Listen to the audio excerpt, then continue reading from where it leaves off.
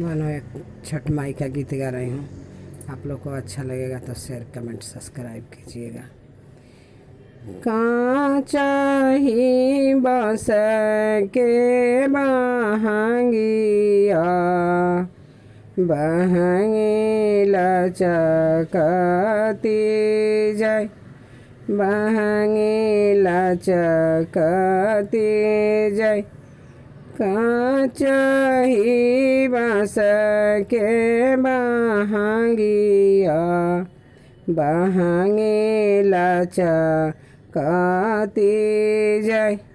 बहंगी लचकती जाय पहिराना सुरेंदर बाबू पियरिया बहंगी घाटे पहुँचाय बहंगी घाटे पहुँचाय बनाना सुरेंदर बाबू बेगरिया बहंगी घाटे पहुँचाय बहंगी घाटे पहुँचाय पहिरानायन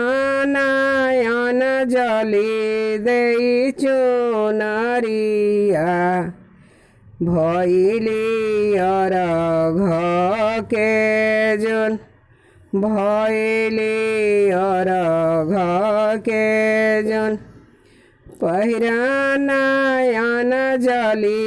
देला हांगावा चल अरघ दियाई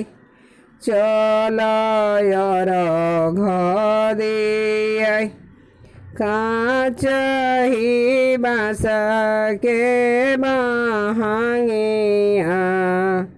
बहंगी लचकती जाय बहंगी लचकती जाय बनाना दे पहिरना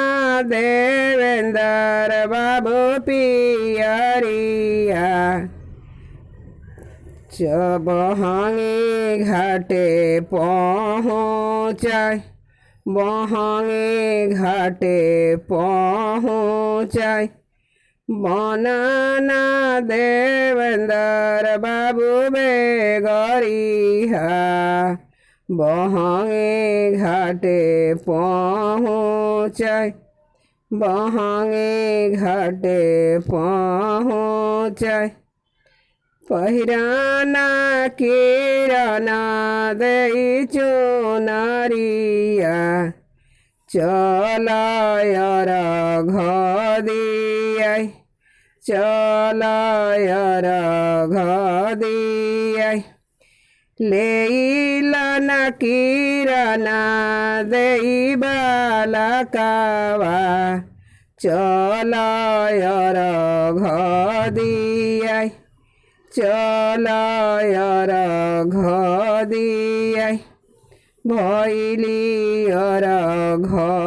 के जुन भैली अरघ के जुन। हे छठ माई।